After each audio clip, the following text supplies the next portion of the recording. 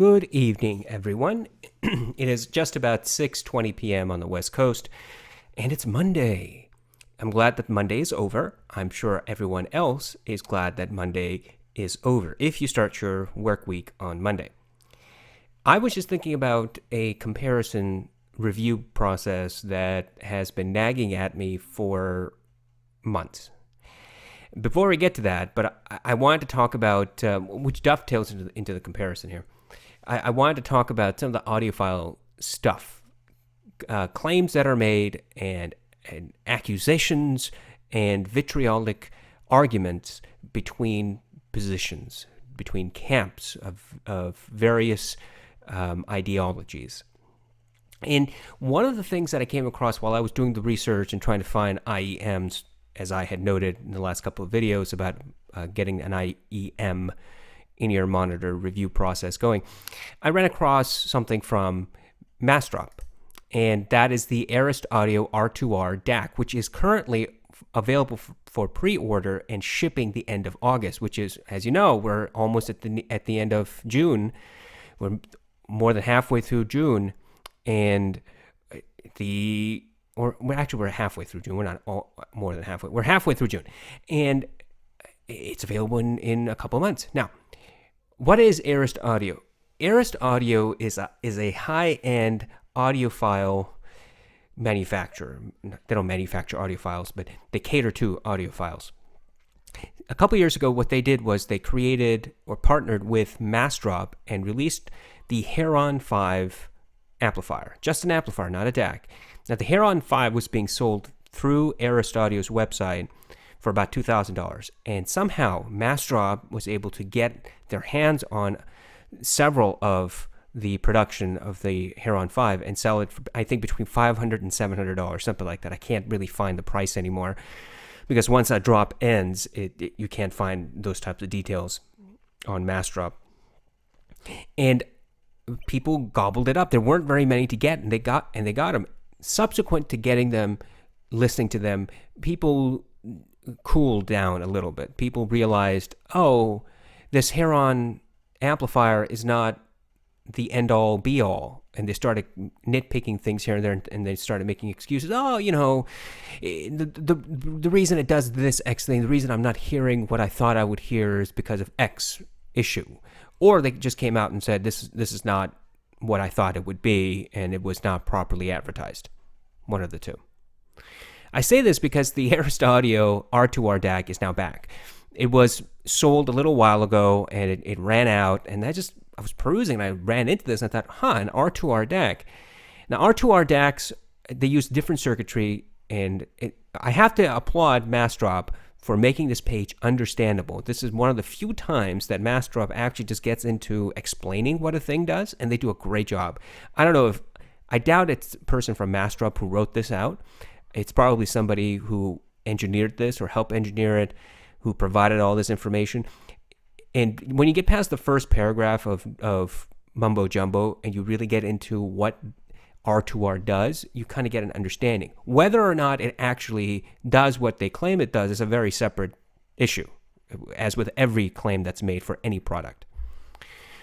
And when I started reading the reviews reading the reviews on Massdrop and online, there are not very many of them. People started commenting like, "Oh my God, it's so wonderful that Massdrop is catering finally and putting so much attention towards audiophiles and giving audiophiles what they want." And that made me chuckle because, look, the addiction to audiophilia, the addiction to getting audiophile grade stuff, is very easy to cater to because all you have to do is make certain claims. That's it. And then you let various camps argue about whether or not those claims are true or not. And so when I read that from a person who I don't think actually purchased this item, they were just commenting about it. They said, it's so nice. It's so good to see that Massdrop is providing all these sorts of wonderful gadgets for audiophiles. It's easy to provide a gadget and sell it. It's not so easy to live up to the claims. That then takes me a little backwards. Do you remember the Pono player? This thing came out, what was it, 2015, 16? When did the Pono player come out? I don't even recall. If we go to Wikipedia, does it say? I'm sure it says somewhere. 2012. So in 2012, I was way off. In 2012, Neil Young showed up and he started promoting the Pono player. And I remember that interview he gave David Letterman and how vitriolic he was about the Pono player and how much he crapped all over every other type of MP3 player, digital media player out there, and talked about how terrible the sound was and how everybody in his audience, in David Letterman's audience, needed to get a Pono player. And he pushed and he pushed and he pushed. And I think about a year later, what happened to the Pono player? Nothing. Now the Pono player is being sold on eBay for like $100 or less. People just want to get rid of the thing because when they had it in their hands, this is no better than something I can get for a little bit more or a lot less, and I get the same sound. What's the big deal about the Pono player? You don't see Neil Young going around talking about how great the Pono player is anymore. I'm sure he would, given the opportunity, because he put his entire reputation on the line by promoting this product, getting all the way behind it. But people bought it. And people thought that this player was going to be an answer to all their audiophile griefs. People thought, oh my God, it's got a great CPU and it's got Android and it can read all these fantastic high-res files. And Neil Young, of all people, Neil Young is promoting it. So it truly must be accurate. I don't know who Neil Young is. I don't really care who Neil Young is. I don't go off of what celebrities say. Whenever a celebrity endorses something, I give it much less weight. Because if a celebrity did it, means they took money for it. And I bet you buttons to dollars? Is that what the saying is? I bet you, I'm not betting money, but I would bet that Neil Young was doing it for financial reasons. Of course he was. Either he was backing the Pono player or he was getting paid by whoever was doing the Pono player to promote it. Do I know which? I don't know, and I don't really care. The Pono store, the Pono music store, by the way, which went hand in hand with the Pono player, was discontinued. So what happened to all the music that you bought? Well, it's on your Pono player theoretically, but you can't buy anymore. So that whole ecosystem, everything, the gadget itself, the player itself, the music store itself, it's gone. That now takes us several years forward into now the overarching big deal argument about listening and hearing. Tidal versus Spotify. Oh my God, Tidal. Tidal is insane. You every time Tidal comes up, Kanye West shows up. It's like looking into a mirror and saying 3 times very softly, Biggie Smalls, Biggie Smalls, Biggie Smalls, and then Biggie Smalls shows up. Every time you say Tidal, Kanye knocks on your door. Hold on, no, he can't find mine. Kanye gets so angry about people not listening to his music on Tidal that it's funny. It's funny to watch. And I think that whenever reporters bring it up, and every once in a while people will bring it up when he's out in public, he gets pissed off. And reporters know he gets pissed off because it's a funny thing to watch. Kanye's personality aside, what is the big deal about Tidal? I don't get it. Oh, you get high-res streaming audio. Okay, I mean, how much better is it? Now, if you go online, you ask for comparisons. You do a Google search for comparisons between Spotify and Tidal. You get various opinions. Generally speaking, you get people who say it's much better sound. Other people say, I really can't tell the difference between Tidal and the premium service on Spotify. What's the big difference? And then they get into arguments. You know what? I'm going to do the review. I'm going to do it. I'm going to sign up for a 90-day free trial. Cancel anytime. That's what it says here. I'm going to sign up for a 90-day trial of Tidal. And then I'm going to compare to Spotify. Now, what is the price for Tidal? Does it say somewhere here? Sign up, redeem voucher, blah, blah, blah, store. I don't want to know what Tidal is. I don't want to listen to your stuff here. Store. Does the store tell me how much Tidal costs? New releases. No, of course it doesn't. Why would it? Sign up, start free trial. Okay. $10 a month. Only valid for new accounts. That's cool. I thought that this was more expensive. I thought this was like $20 a month. And let me double check real quick. Tidal pricing. Subscription types. Here we are. It's buried somewhere in the support section. Here we go. Hi-Fi, $20. The premium version of Tidal is $10. $10 a month with standard sound quality, high-definition music videos, and expertly curated editorial.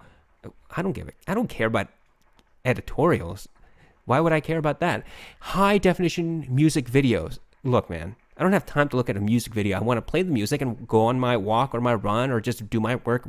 What the music? But standard sound quality. So why would I pick Tidal over Spotify? If I already have a Spotify account, if I already have all my playlists and I've been using it and I love it, why would I switch to Tidal? Because then if you pay another $10 and you get the hi-fi version for $20 a month, you get lossless high definition quality sound. And why would I do that? Is there a big difference between Tidal and Spotify? Spotify, I think it's $12 a month now for premium when you get high-res downloaded files, high-res files that you're streaming. And if you pay more, you'll get Tidal.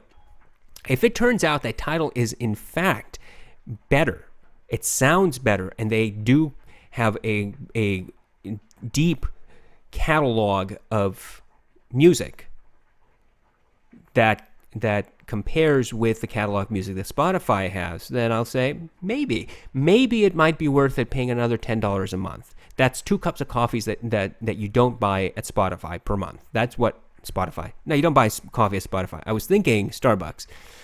2 cups of Starbucks awful coffee that you don't buy per month. That money can be put towards Tidal, and you can cancel your Spotify account, and you can go with Tidal. If it is of any real benefit, we shall find out.